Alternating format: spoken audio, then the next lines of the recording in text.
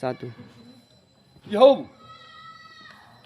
yang terhormat Bapak Ibu dosen penguji ujian kinerja PPG dalam jabatan tahun 2024.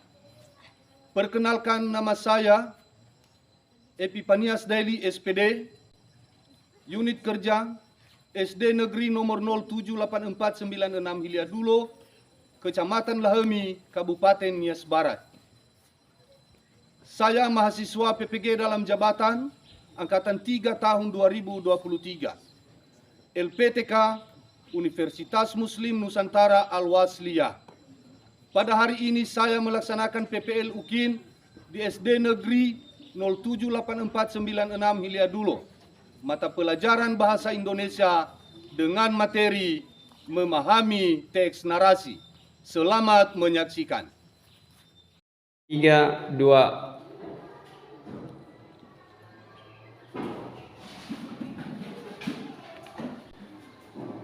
Selamat pagi anak-anak. Pagi, jeng jeng jeng. Apa kabar hari ini? Sehat, kuat, wonderful, yes, yes, yes. Baik, terima kasih dan silakan duduk di tempat masing-masing. Bagaimana ruangan kita sudah dibersihkan tadi? Sudah. Hari ini hadir semua atau tidak? Hadir. Baik, terima kasih. Baik, sebelum kita melanjutkan, seperti biasanya kita yang taat kepada Tuhan, mari kita menyerahkan diri kepada Tuhan melalui nyanyian dan doa yang dipimpin oleh salah satu siswa saya atas nama Nike.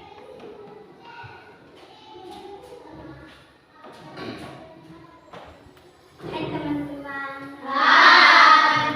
Bernyanyi dengan judul Dalam Yesus Saya untuk teman-teman.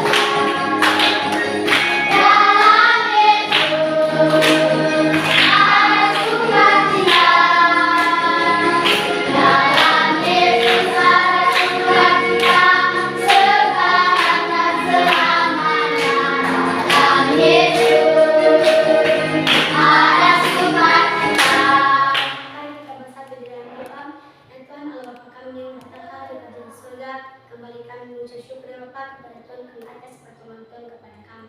Ya Bapak, pada hari ini kami berdoa Tuhan buat guru-guru kami pada hari ini yang akan mengajarkan kami. Kiranya Tuhan dia bisa mengajarkan kami dengan baik. Dan juga Tuhan kami berdoa buat teman-teman kami pada hari ini Tuhan, dimanapun mereka berada pada saat ini, ternyata Tuhan bisa menolong dan berkati mereka. Ini kami Tuhan, kami akan melakukan proses belajar kami dan serahkan lagi dalam tangan Tuhan Yesus. Dan di dalam nama Tuhan Yesus kami berdoa dan mengucap syukur. Amin. Amin. Baik, silakan duduk. Baik, anak. Sekarang kita mengecek kehadirannya melalui absennya. Dengarkan nama-namanya. Adi Namawati Dailin, Hadir Pak. Adven Dailin, Hadir Pak. Arjun Paulus Dailin, Hadir Pak. Elektif Dailin, Hadir Pak. Kristiani Dailin, Hadir Pak. Agnes Nicaya Dailin, Hadir Pak. Mejelita Dailin, Hadir Pak. Oinike Martalena Dailin, Hadir Pak. Westi Dailin, Hadir Pak. Yunus Christopher Dailin, Hadir Pak. Jefferson Dailin, Hadir Pak. Dumerianti Dailin, Hadir Pak. William Dailin. Hadir Pak. Baik, terima kasih. Pada hari ini kita hadir semua ya. Tentu dalam hari ini kita tetap semangat. Baik. Sebelum kita melanjutkan. Sekarang kita menyanyikan lagu wajib atau lagu nasional yang dipimpin oleh siswa kami Elective Day.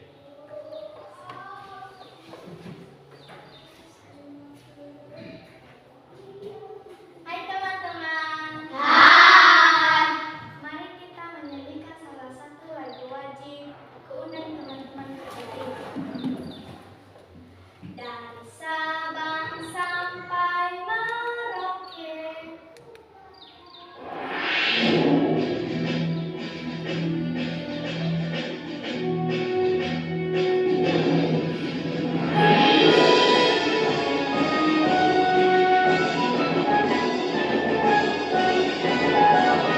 Dari Sabang sampai Merauke bergerak bulan-bulan, sang menyambut menjadi satu.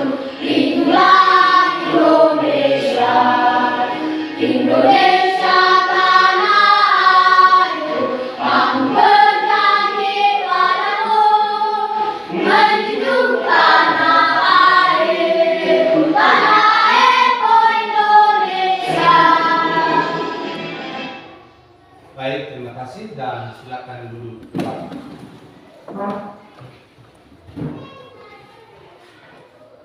Baik, anak-anak kami, pada hari ini kita akan melanjutkan pembelajaran kita. Dan sebelumnya kita telah mempelajari tentang wawancara, ya kan? Iya. Jadi untuk hari ini kita akan melanjutkan pembelajaran kita, yaitu dengan materi memahami teks narasi. Sebelumnya saya mau bertanya kepada anak-anak kami, ya, apakah kalian pernah menulis cerita? Pernah. Baik. Kedua, apakah kalian mengalami kesulitan ketika menulis cerita? Iya. Dan apa yang harus diperhatikan ketika menulis cerita?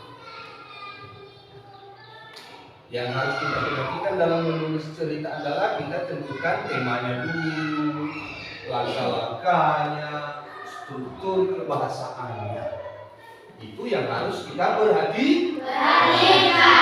Nah, untuk itu sekarang kita melanjutkan bahwa pada hari ini kita melaksanakan kegiatan pembelajaran melalui diskusi kelompok, ya.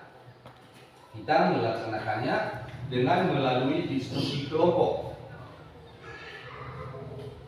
Jadi untuk anak-anak kami, nanti pada saat kita mengerjakan, silakan dibentuk kelompoknya nanti, ya, dan silakan dilaksanakan dengan tertib. Nanti saya jelaskan bagaimana cara melaksanakannya. Seterusnya,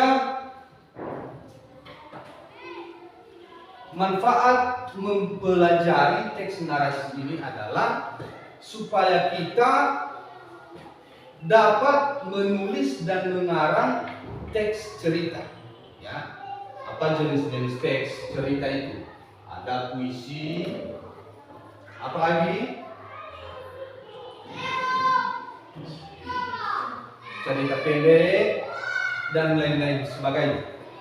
Nah, jadi pada hari ini kita menjelaskan bagaimana agar kita dapat mengarang cerita dan dapat menulis cerita sehingga pembaca nanti dapat mengetahui apa tujuan cerita atau karangan yang kita buat tersebut.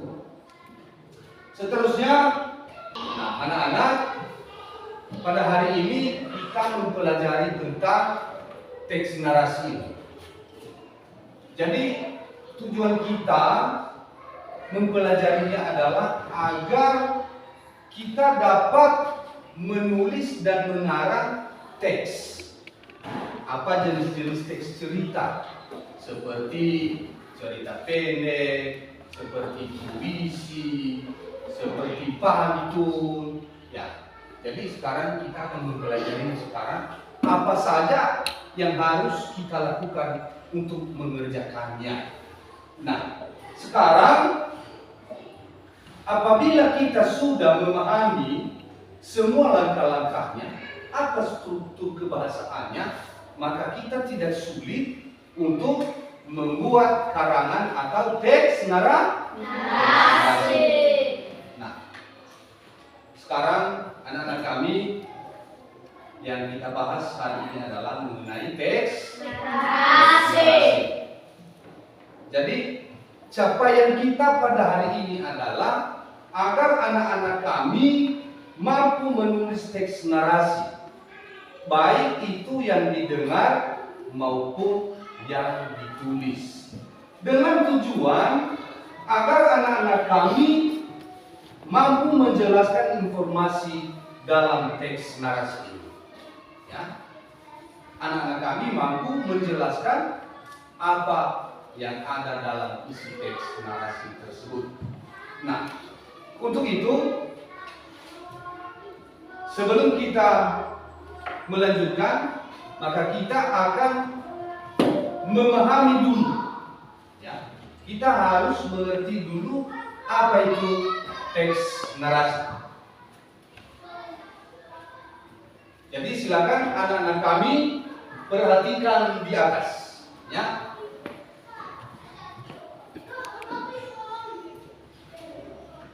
Jadi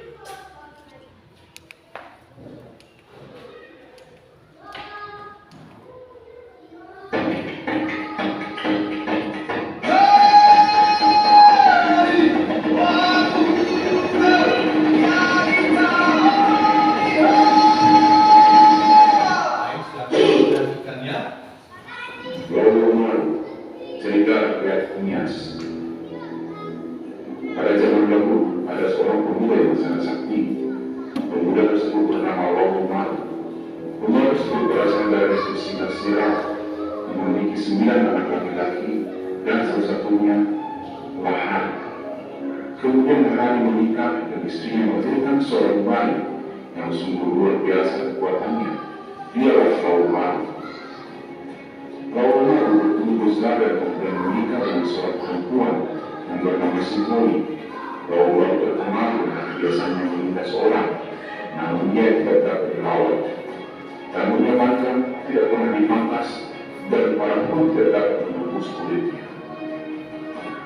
Pada suatu hari, Umar melihat ada lorong di hutan, dan segera dia merampas segala sesuatu yang ada di kantor tersebut, termasuk semua perhiasan. Begitulah setiap saat jika ada yang berlayar melewati lautan tepat di wilayahnya. Semua masyarakat menyimpan dendam akibat tingkah laku Umar. Mereka merencanakan membunuh Umar. Kemudian mereka menangkap Umar, dirantai dan dibuang ke dalam api yang menyala-nyala. Namun Umar dengan kekuatannya berhasil memutuskan rantai yang mengikat dirinya, dan ia melarikan diri di sebuah lubang. Daerah Puruf di tepi laut. Hingga sekarang, lubang tempat bersembunyian Umar tersebut masih ada.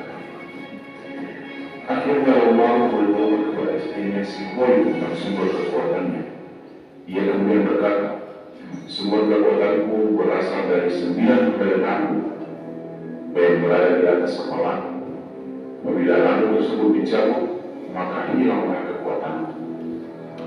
Ketika ia masih di tempat persembunyiannya, dipagari sekeliling rumah tersebut dengan bambu yang menjuntai tinggi dan runcing, serta seekor ayam jantan yang memberikan pertanda apabila suatu waktu pada masyarakat yang menginginkan kematiannya mendatangi dirinya, sehingga Umar mampu menghindar dan tidak keluar dari tempat persembunyiannya tersebut. Setelah itu, Umar memindahkan burung-burung melewati lautan lepas. Ia tidak sendiri, melainkan dibantu oleh seorang teman yang sebelumnya dia berikan berdua. Jika orang tidak berjalan, janganlah sekali-sekali engkau menunjuk ke belakang ataupun menarik langkahmu kembali, agar tangannya tidak kembali mundur. Namun, temannya tidak memindahkan perkataan Umar. Tidaknya langkah kakinya, hingga akhirnya tangan yang mereka dijadi tidak lagi bergerak untuk menyatu dengan daratan seberang lautan. Seiring waktu, masyarakat mencirinya kembali lagi. Mereka mengatakan, mari angkat dia dan buang ke laut. Lagi-lagi Umar diangkat dan diikat dengan tali kembali yang lebih kuat. Namun selalu saja Umar dapat kembali ke tempat persembunyiannya. Setelah beberapa saat, akhirnya Sihon melahirkan seorang anak laki-laki. Ketika berada remaja, Umar memilih sang anak untuk memiliki kekuatan seperti dirinya. Dalam akhir latihannya, Umar mengatakan, apapun yang terjadi di belakangmu, jangan berbalik. Namun para penjahat yang berada di sekitar itu memuliakan fokus sang anak. Mereka berkata, di sana ada ikan di laut. Sang anak tetap tak berkutik. Kemudian mereka berkata lagi, itu perempuan di lautan. Sang anak berbalik dan akhirnya putuslah leher sang anak tersebut. Ketika itu, Umar kembali menindas masyarakat di sekitarnya, namun dengan lebih kejam. Umar membunuh dua raksasa di lautan lepas, dan itulah penyebab gelombang besar di lautan, kata para masyarakat setempat. Kembali lagi Umar tidur di tempat persembunyiannya, namun bertokoklah ayat menjadi miliknya, sehingga dia tidak keluar lagi dari lubang tersebut. Dan berbicaralah mereka satu sama dengan yang lain, bagaimana cara kita mampu menangkapnya. Sebagian dari mereka menjawab, mari kita serahkan emas, baik dinar maupun lubang berharga.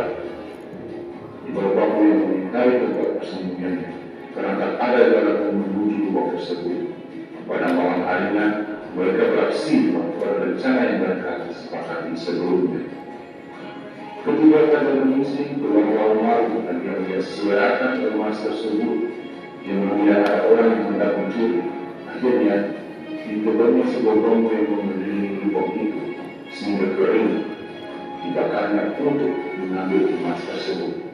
Namun, akibatnya tidak ada lagi tempat ayam berkokok, sehingga tiba-tiba segerombolan masyarakat datang menangkap dan memukul Umar saat dia mengumpulkan emas tersebut. Masyarakat tersebut juga menangkap istrinya dan membunuh dia, supaya memberitahukan rahasia kesaktian dari Umar suaminya. Kata mereka kepada Sihon, jika engkau tak memberitahu kepada kami, maka engkau juga akan ikut terbunuh. Akhirnya dengan penyesalan dan rasa berat hati, Sihon istri Umar mengatakan demikian. Di atas kepalanya terdapat rambut yang bagaikan jalan. Di sanalah letak kekuatannya. Mereka kemudian mencabut 9 helai rambut kepala Umar dan hilanglah kekuatannya. Menjadi-jadikan Umar kepada Sihon hingga Umar mati dibunuh dan Sihon tak sadarkan diri hingga selamanya. Nah, kita pasti senangkan barusan menonton video. Video yang barusan kita tonton itu adalah video Kalau Umar. Apa judul cerita yang barusan kita dengarkan? Judulnya adalah Laut Umar. Nah, jadi untuk lebih lanjut lagi, agar kita dapat memahaminya, mari kita mempelajari tentang teks narasi.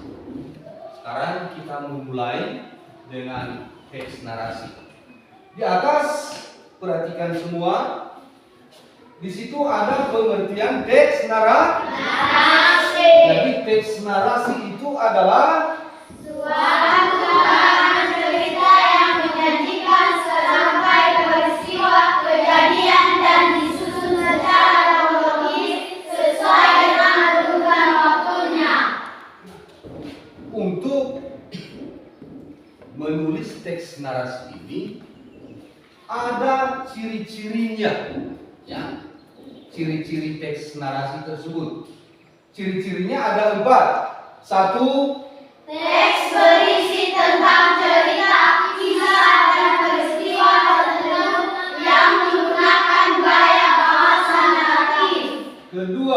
Cerita memiliki alur yang jelas dari awal hingga akhir ketiga, terdapat suatu peristiwa maupun konflik. Dan terakhir adalah Memiliki unsur-unsur pembentuk berupa tema, latar, alur, karakter, dan sudut pandang. seterusnya. Bagian C-nya ada unsur-unsur kebahasaannya. Unsur-unsur kebahasaannya juga ada 4. Pertama, Menggunakan kata kiasan metafora. menggunakan kata kiasan atau metafora. Kedua, Menggunakan kata kerja, prinsip, dan interaksi. ketiga, Menggunakan kata benda, sifat, rasa, atau kausa. dan keempat, Menggunakan kata penghubung penanda urutan waktu. nah, itu adalah unsur-unsur kebahasaannya. Sekarang di bagian D, jenis-jenis teks narasi. Jenis-jenis teks narasi ada 3, yaitu pertama, Narasi informatif atau ekspositoris. kedua, Narasi artistik. dan ketiga. Narasi sugestif. Seterusnya bagian E yaitu struktur teks narasi. Nah, strukturnya ada 4 juga. Pertama sekali ada Orientasi. Apa itu orientasi? Pada bagian ini adalah orientasi yang dia ceritakan di situ adalah pada bagian ini penulis menjabarkan waktu, tempat tokoh, serta watak dari setiap tokohnya dan apa yang sedang terjadi. Apa komplikasinya? Pada bagian ini, penulis menceritakan kejadian penting sebab banyak pemicu yang menimbulkan konflik antar tokoh yang menimbulkan peristiwa lain sebagai akibat dari konflik sebelumnya hingga mencapai puncaknya. Struktur ketiga yaitu resolusi. Resolusi. Apa itu resolusi? Pada bagian ini konflik menurun dan dapat diselesaikan. Dan terakhir adalah reorientasi. Apa yang harus kita buat dalam reorientasi ini?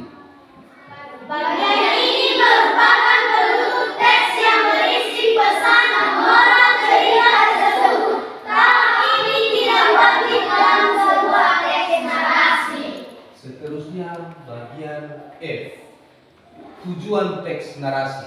Nah, di sini kita mempelajari tujuan Teks narasi teks narasi.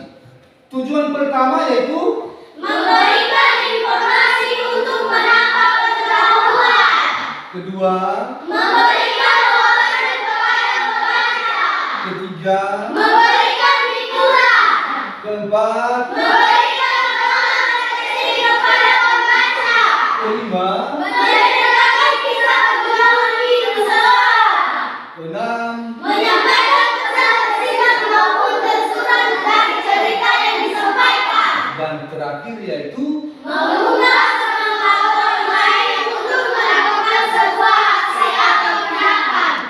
kita lanjutkan di bagian G, langkah-langkahnya. Yang saya ceritakan tadi ada langkah-langkah yang harus kita lakukan untuk menulis teks narasi ini. Langkah-langkah pertama itu 1, Cari dan tentukan terlebih dahulu tema serta amanat yang ingin disampaikan. kedua, Tentukan sasaran pembaca. ketiga, Buat rancangan mengenai peristiwa utama dalam bentuk alur sesuai pada tema yang ingin ditampilkan. keempat, Rangkaian peristiwa utama tersebut menjadi beberapa bagian: pembukaan, perkembangan, dan cerita. dan terakhir Susun skema tokoh, watak, alur, watak, dan sudut pandang. Nah, di situ ada contoh teks narasi. Jadi pada contoh ini di situ ada judulnya yaitu ibu dengan satu mata. Baik, anak-anak, setelah kita mempelajari pengertian teks narasi dan apa itu struktur bahasanya dan apa langkah-langkahnya dan ciri-cirinya, maka sekarang kita akan mengerjakan tugas. Tugas ini kita mengerjakan melalui diskusi kelompok. Sekarang anak-anak kami silakan membuat kelompoknya sesuai dengan kelompok yang sudah kita atur sebelumnya, yaitu kelompok menulis, kelompok bicara, kelompok membaca, kelompok menyimak, dan kelompok menulis. Baik, silakan dibuat kelompoknya.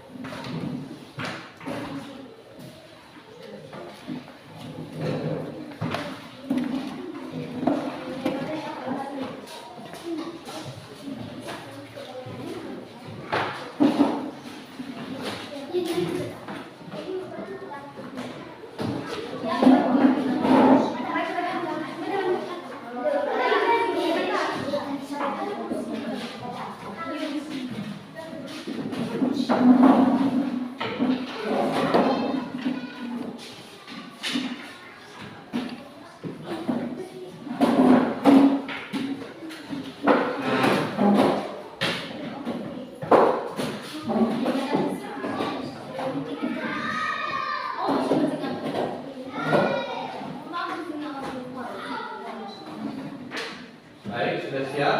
Sudah. Sudah dilengkapi alat tulisnya? Sudah. Bukunya, pulpennya? Sudah.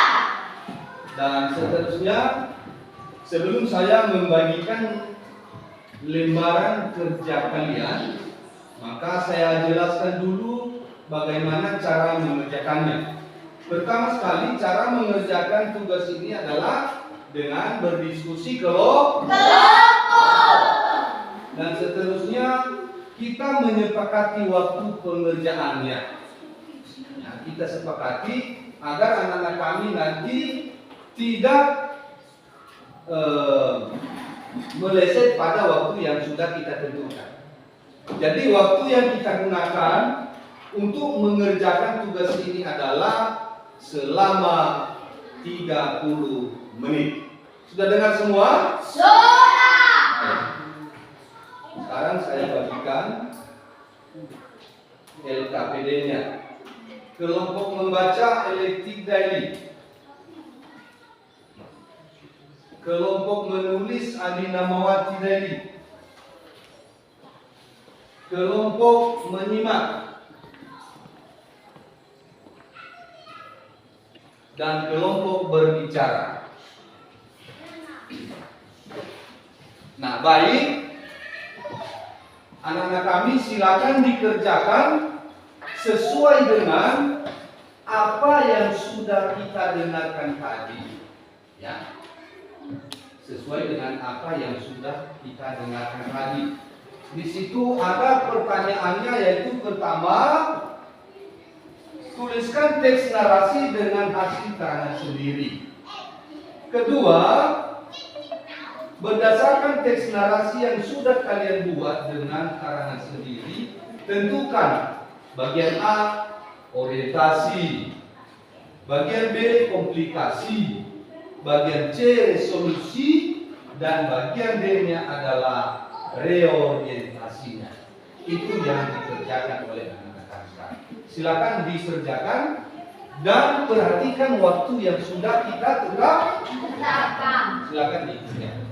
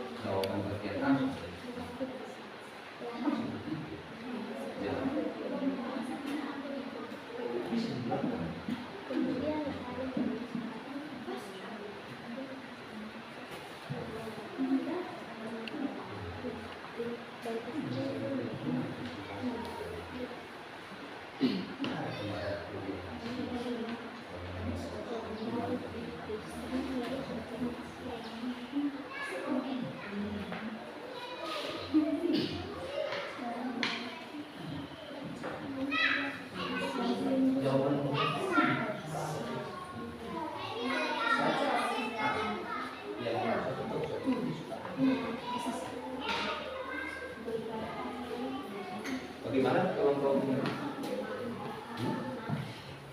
kan bisa ditulis di belakang, kan bisa ditulis di belakang.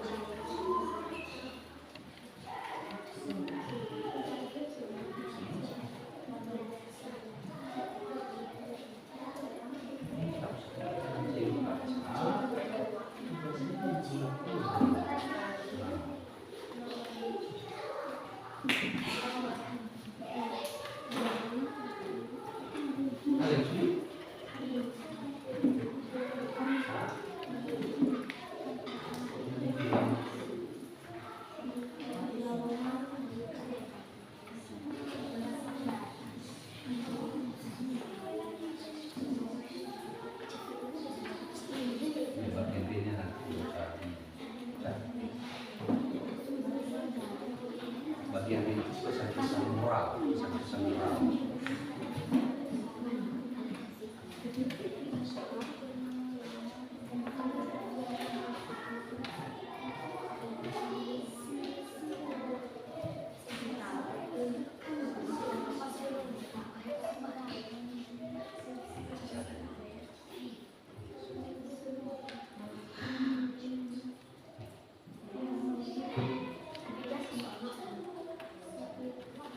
Ini yang kita juga cari dengan tunjukkan soal nomor satu kan itu apa?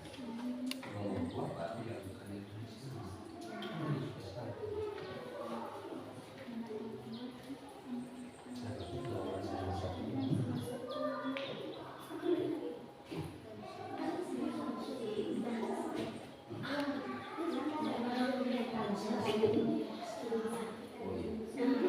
Tapi kan tidak cukup, makanya saya bilang tadi ini tak usah dibahas lagi.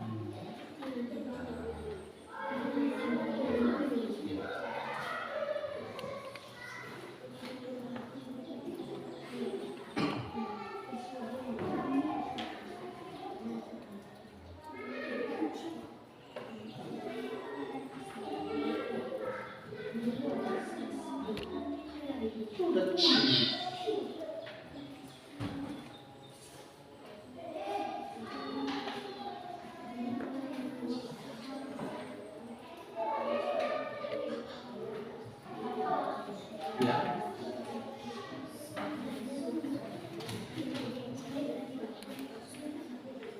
ya realisasinya yang jadi realisasinya itu adalah yang saya bilang tadi pesan-pesan moral, bukan pesan-pesan moral yang tidak pada teks pada video tadi. Misalkan kalau mau tidak boleh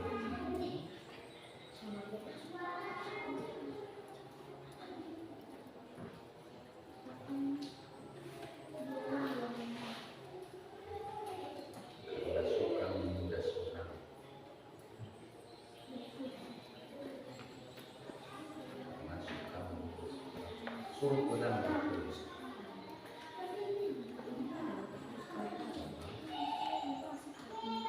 Sebaiknya kita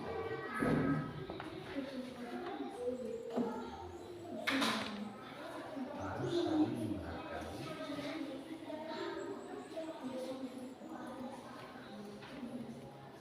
dan saling berbagi. Itu pesan-pesan moral. Jadi cukup satu keputusan yang nanti kita tampilkan di depan kebutuhan saja.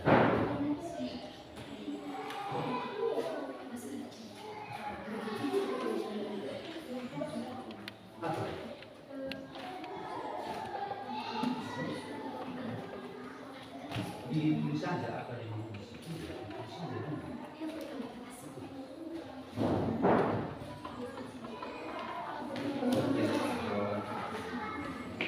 Bagian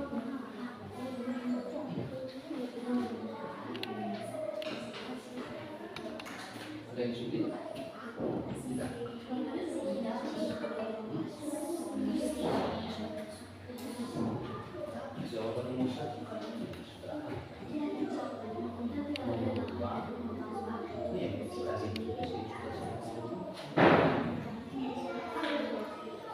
siapa saja nanti bisa seperti kerja. Waktu kita masih lama, apalagi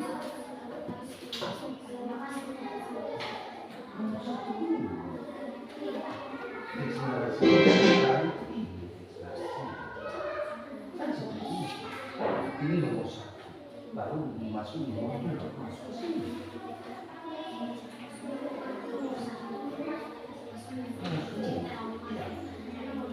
Iya. Dia tulis karena tidak semua ini kan di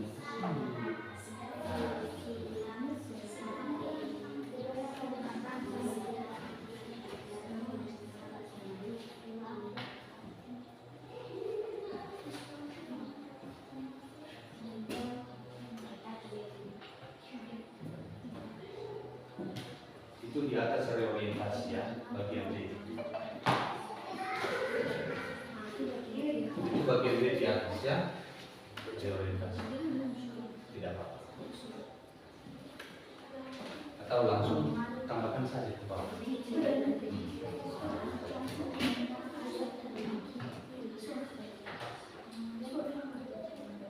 Yang bagus nulisnya ya, biar saya bisa baca nanti.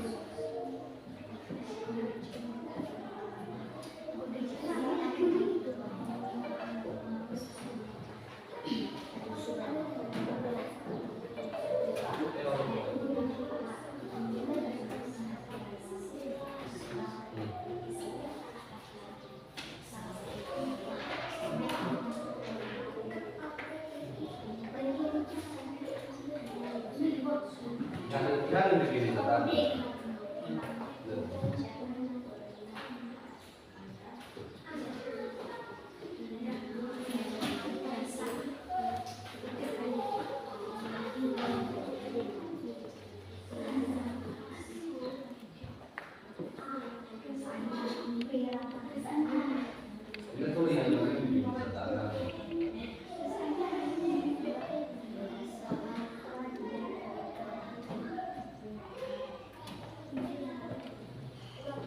ya.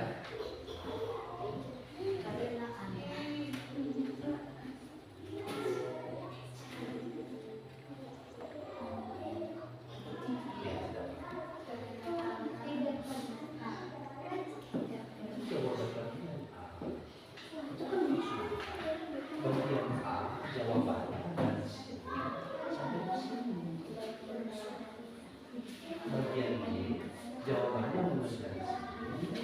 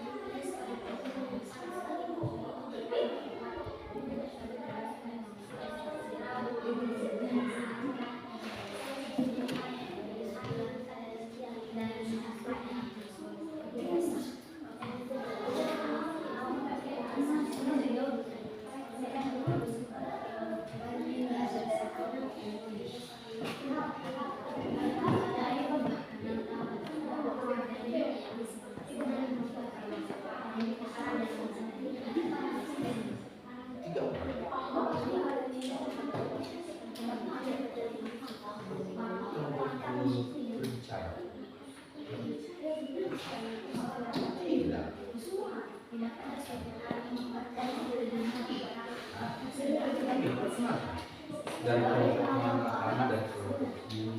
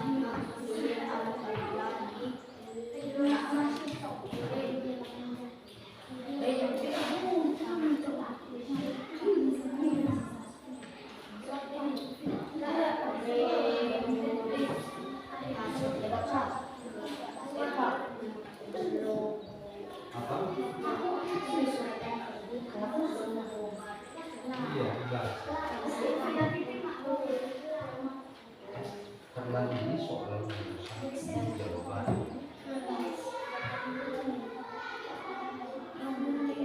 Sekolah yang sekolah ini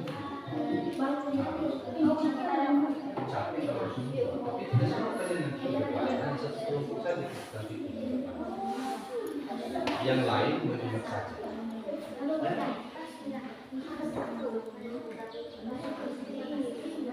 Yang tapi bukan yang saja kalau berbicara mereka menanggapi saja.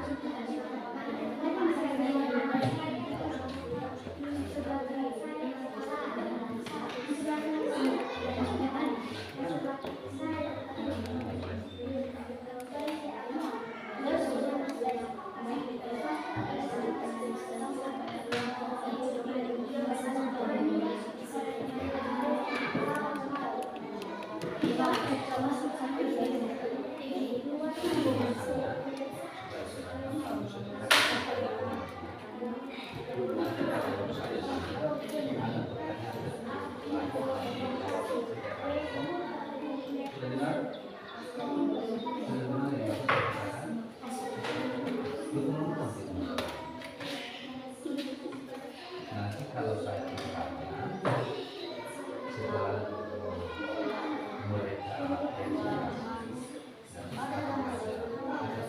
jawaban dikasih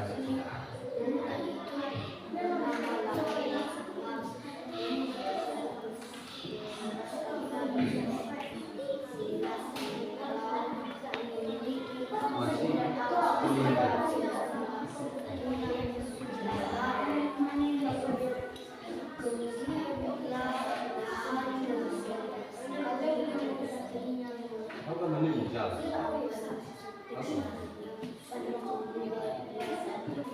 Nah baik, sudah siap? Sudah siap.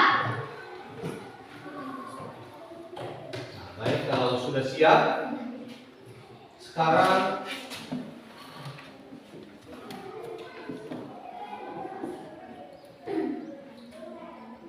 kita lanjutkan dengan mempresentasikan hasil kerja kelompok masing-masing. Ya. Dan sebelum kita mempresentasikan hasil kerjanya masing-masing, sekarang kita ice breaking dulu. Ya.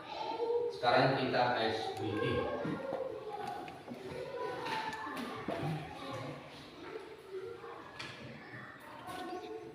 Sekarang berdiri semua sambil membuat gerakan dengan lagu Pelajar Pancasila.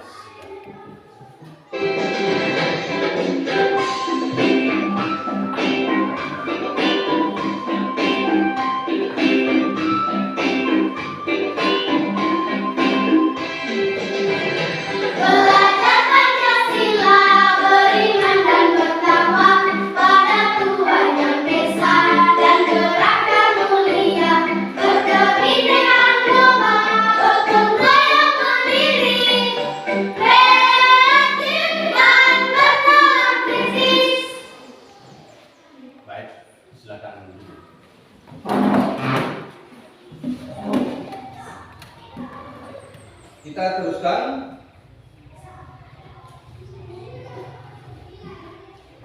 Siapa yang siap untuk mempresentasikan hasil kerja kelompoknya? Nah, baik. Kelompok berbicara, maju ke depan. Dan kelompok lain, silakan disimak dan diikuti.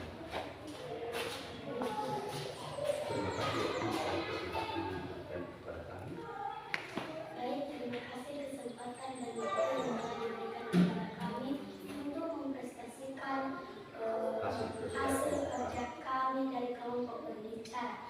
Baik, perkenalkan nama saya Oniki Martani sebagai ketua, dan di sebelah kiri saya Christian Jani sebagai sekretaris, dan di sebelah kanan saya yang bernama Yosef Jeffrey Dani sebagai anggota.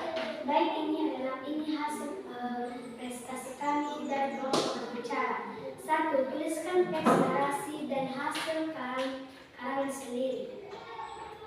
Jawabannya, pada zaman dahulu ada seorang pemuda yang sangat sakti. Pemuda itu bernama Laumar. Pemuda tersebut berasal dari Sisila Sirau yang memiliki 9 anak laki-laki dan salah satunya Lahari. Kemudian Lahari menikah dan istrinya melahirkan seorang bayi yang sungguh luar biasa. Kekuatannya ialah Laumar. Laumar bertumbuh besar dan kemudian menikah dengan seorang perempuan bernama Sikoi. Laumar terkenal kebiasaannya menjadi seorang namun ia tak dapat dilawan. Rambutnya panjang tidak pernah dipangkas dan parang pun tidak dapat menembus kulitnya. Pada suatu hari Laumar melihat ada perahu di laut dan segera ia rampas segala sesuatu yang ada di perahu tersebut, termaksud semua perhiasan. Begitulah setiap saat jika ada yang berlayar melewati laut, tempat diwilayahnya. Semua masyarakat menyepakati dendam akibat tingkah laku Laumar. Mereka merencanakan pembunuhan Laumar.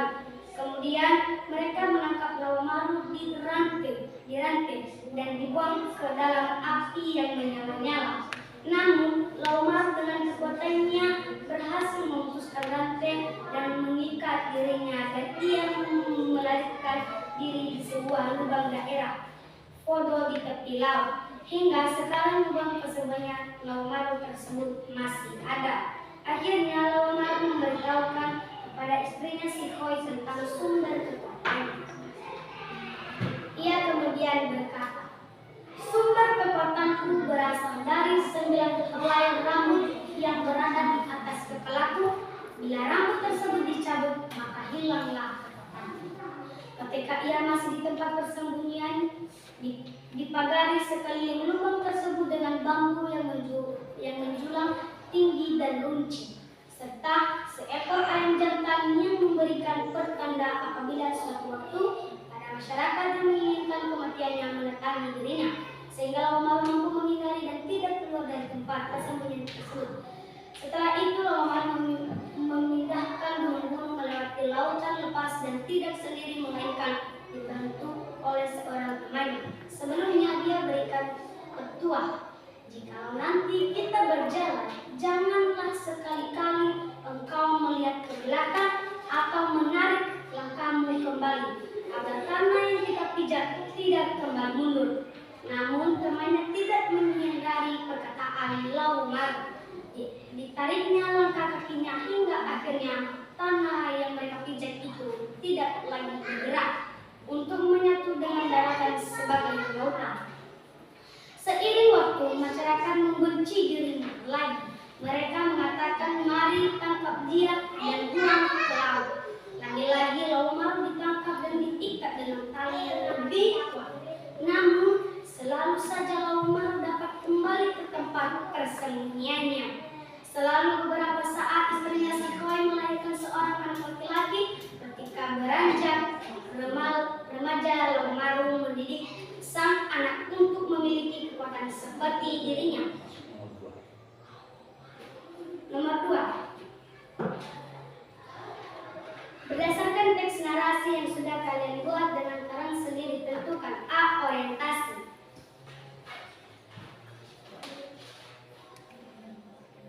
Pada suatu merampas segala sesuatu yang ada di perahu tersebut, termasuk semua perhiasan. Begitulah setiap saat jika ada yang berlayar melewati laut tempat dilayani. B. Komplikasi. Semua masyarakat menyepakati dengan akibat tingkah laku Laut Maru mereka merencanakan pembunuhan Laut Maru. Kemudian mereka menangkap Laut Maru, diranting dan dibuang ke dalam api yang menyala-nyala. Namun Laut Maru dengan kekuatannya berhasil memutuskan ranting yang mengikat dirinya. Ia melarikan diri di sebuah lubang daerah kota di tepi laut. Hingga sekarang lubang persembunyian Laut Maru tersebut masih ada. Akhirnya Laut Maru memberitahukan kepada istrinya Sikoi tentang sumber kekuatannya. Ia kemudian berkata, sumber kekuatanku berasal dari 9 helai rambut yang berada di atas kepalaku. Bila rambut tersebut dicabut, maka hilanglah kekuatanku. C.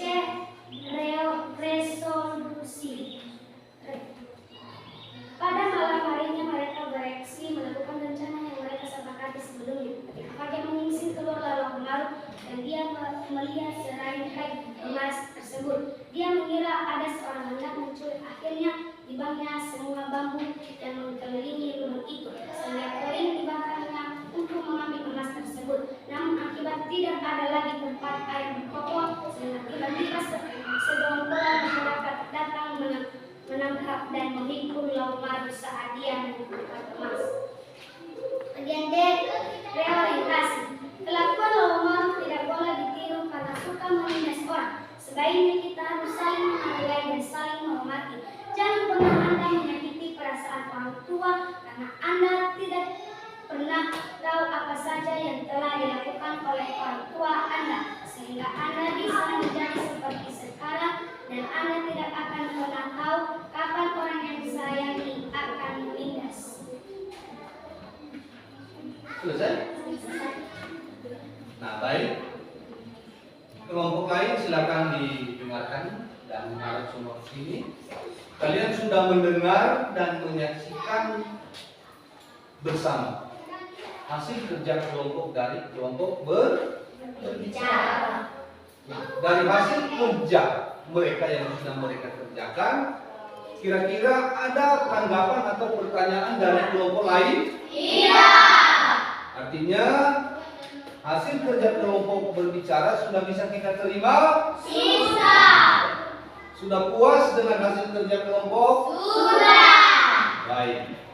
Oleh karena itu, mari kita tepuk salut buat kelompok berbicara. Mulai. Salut, salut. Salut, salut. Salut. Baik. Terima kasih kepada kelompok berbicara dan kami persilakan untuk kembali ke depan.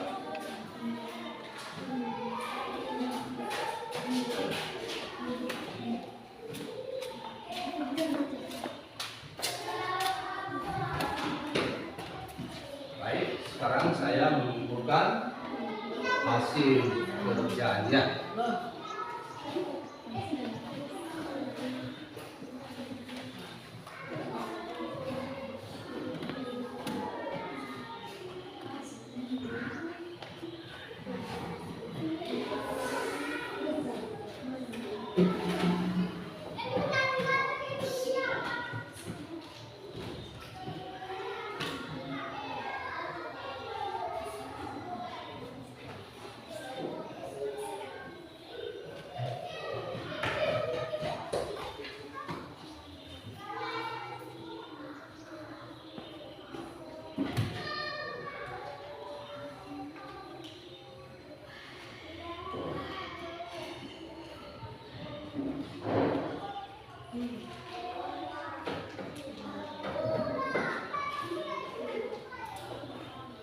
Baik anak-anak kami, setelah kami menilai hasil kerja kelompok anak-anak kami, maka dari sini saya memberikan nilai anak-anak kami yang sudah bersusah payah untuk mengerjakan kerja kelompoknya masing-masing.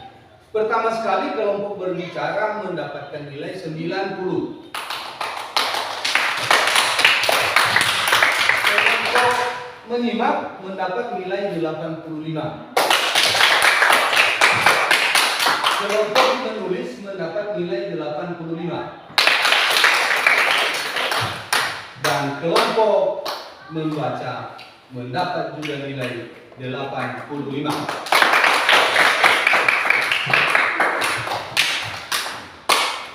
Nah, baik anak-anak kami, apakah pada pelajaran hari ini kalian puas untuk menerima pembelajaran pada hari ini? Puas! Kira-kira apa yang terkesan untuk anak-anak kami yang kalian ketahui pada pembelajaran hari ini tentang teks narasi? Bisa bersama-sama belajar dengan teman-teman. Seterusnya, apakah sekarang sudah lancar untuk menulis teks narasi? Sudah! Nah, sekali lagi saya juga bertanya, apakah masih ada kesulitan dalam menulis teks narasi? Tidak! Ada. Tepuk salut untuk kita semua dulu. Salut, salut! Salut, salut! Salut! Baik. Jadi sebelum kita mengakhiri, maka kita menyimpulkan ya apa yang sudah kita laksanakan pada hari ini. Ya, setelah kita melaksanakan melalui pembelajaran yang kita terima pada hari ini, maka pada hari ini kita sudah mengerti apa itu yang disebut dengan teks narasi. Kita sudah mengetahui struktur kebahasaannya. Kita telah mengetahui ciri-ciri dan langkah-langkah menulis teks narasi. Nah, sebelum kita mengakhiri, maka saya sampaikan pada saat ini, pada pertemuan berikutnya kita akan belajar dengan materi teks prosedur. Ingat, silakan dibaca-baca di rumah. Dan pada pertemuan berikut nanti di situ kita bahas lebih mendalam lagi. Baik anak-anak kami, sebelumnya kita berpisah-pisah dari tempat ini, dan saya ucapkan terima kasih kepada anak-anak kami, dan semoga pembelajaran yang kita terima pada hari ini dapat menjadi bekal untuk anak-anak kami semua, dan silakan belajar di rumah. Sebelum saya akhiri, terima salam saya dalam bahasa daerah kita, Nias. Yahoo! Terima kasih.